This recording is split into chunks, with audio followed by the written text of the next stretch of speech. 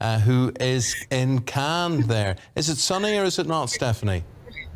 Guys, I've brought the British weather with me and it's absolutely grey outside. But one thing that's been bringing the sunshine is all the celebrities that have been touching down on the red carpet. The red carpets then. It was the premiere of a film called The Innocent. Why is this one grabbing headlines and who's in it? Well, it's a very gripping French drama. It's very intense, a bit controversial, as most French dramas are, but it did bring out the celebrities yesterday, and the celebrities made an awesome appearance yesterday. We had Léa Seydoux, we had Bella Hadid, we had Cara Delevingne and Jordan Dunn, who all looked fabulous in their ball gowns, designer ball gowns, and more than anything with most of these French dramas, it's like they can be free to express themselves. So from what I've read about the reviews of last night's prep, it is really one of the ones to watch and ones that have been grabbing the headlines outside here.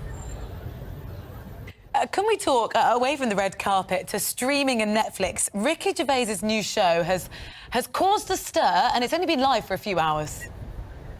I know, like most comedians, as we know at the moment, they're all facing being cancelled, and Ricky Gervais has landed in hot water because in his new series, Supernature, he's been mocking transgender rights, made jokes about Hitler, and a lot of LGBT charities have come back and said what he's doing is quite dangerous and it's actually making fun of people which are quite vulnerable. I think we've got a trailer now which we can see a clip of. Welcome to my show. It's not a show. There's no dancers or jugglers. It's basically a bloke talking, which is essentially what stand-up comedy is, isn't it? A bloke talking. Sexist.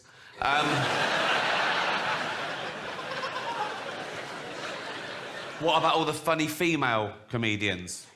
Like, No. Right. No. I'm not doing that. Okay, right. That was irony, OK? There's going to be a bit of that throughout the show. See if you can spot it, OK? In the series itself, Ricky does make a disclosure, and he does says that he does fully support transgender rights, and as with most of these things, it should be taken with a pinch of salt.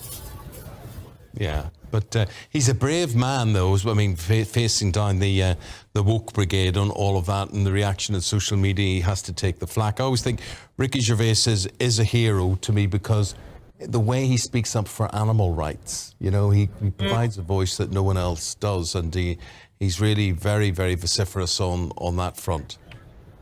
Well, that's one thing that you won't find in his comedy, him taking the, you know, making fun of animals. That's one thing. He's always been quite vocal how he supports animal rights and is against abuse against animals. But the thing is, I think with most comedians, as we know these days, they are always going to come in the firing line about their views and how they express it. But at the end of the day, we all just want a bit of a laugh, really.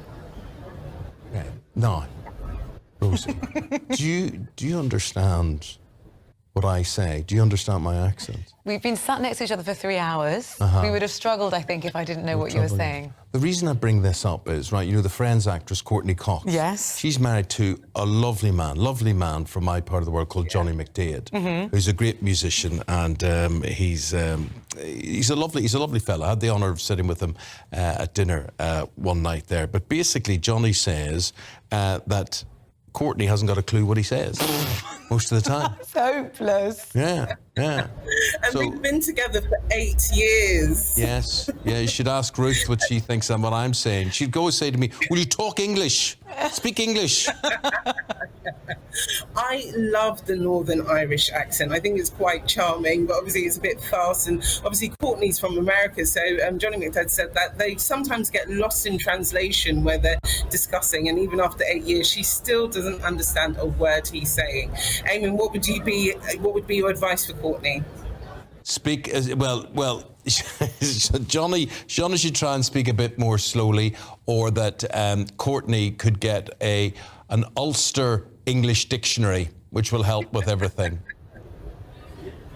That sounds like a good plan. Are there any particular phrases? Oh, everything. What Where would I start? I mean, yeah, honestly, where do you start? We've got a different word for everything.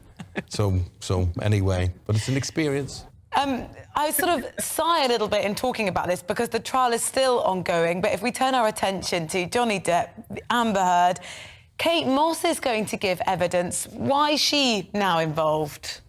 Oh gosh, this is the court case that keeps on giving, and a lot of celebrities have been dragged into this, and the latest one is Kate Moss, because Amber Heard said that she had an affinity with Kate Moss after she heard that Johnny Depp once pushed her down the stairs and didn't help her, which Johnny's team are saying is incorrect. And now to come and defend Johnny, Kate Moss will be rumoured apparently to be taken to the stand to say that didn't happen, and actually when she did fall down the stairs, Johnny was there to help her by her side. And the thing is, these two have always had a good relationship. It's well known that Johnny Depp was one of Kate Moss's great loves, and they're still great friends. So for Amber to bring this up in the court case, it doesn't work in her favour at all. How long's this case going to go on for? I think we've got at least another 2 weeks to go. So I can imagine there's going to be more stuff that's going to be coming out on both sides, both for Johnny and both for Amber. But, you know, as this case keeps on going on, there's more revelations that comes out. And to be honest, this has been one of the most toxic court cases that we've had in Hollywood for a very long time. Well, happier news for another couple. Yes, I am gutted. Calvin Harris is off the market. I think all us ladies are kind of crying this morning, but rumour has it that he's engaged to Vic Hope, the DJ. They've secretly been dating for the past 5 months, and they made their first public appearance at the Chelsea Flower Show. And eagle-eyed watchers managed to see an engagement ring on Vic Hope's finger, and now sources say that they are due to get married in Ibiza very soon. And obviously Calvin has a farm in Ibiza, so apparently Vicky's been spending a lot of time there.